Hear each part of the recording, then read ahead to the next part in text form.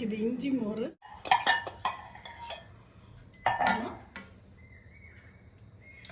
ஒரு 3/4 டம்ளர் தயிர் எடுத்துருக்கோம்.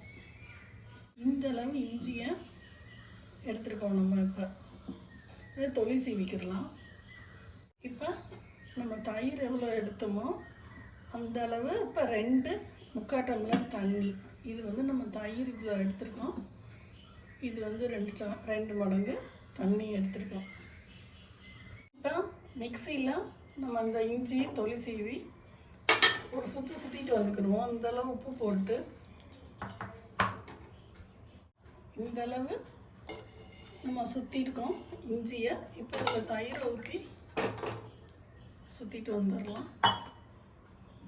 கொஞ்சம் நம்ம அந்த 3/4 டம்ளர் 2 எடுத்துருந்தோம்ல, அதில் கொஞ்சம் ஊற்றி ஒரு சுற்றிக்கிடுவோம். நமக்கு இப்போ இஞ்சி மோர் கிடச்சிருக்கு. இதை ஒரு சட்டியில் ஊற்றிக்கிடலாம். இது தயிர் இருந்த சட்டி தான் நான் ஊற்றிக்கிறேன். மீத தண்ணி இருந்துச்சுல்ல, மிக்சியில் ஊற்றி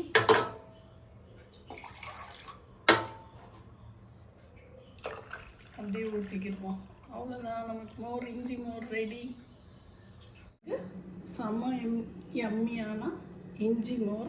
நம்ம வந்து இஞ்சி சில பேர் வந்து தனியாக ஜூஸ் குடிக்கணும்பாங்க. அப்படி தேவையில்லை, நம்ம மோர்லேயே போட்டு இந்த மாதிரி நம்ம குடிச்சிடலாம். டைஜஷனுக்கு நல்லாயிருக்கும். ட்ரை பண்ணி பாருங்கள் ஃப்ரெண்ட்ஸ், செம்ம சூப்பராக இருக்கும். பாய்.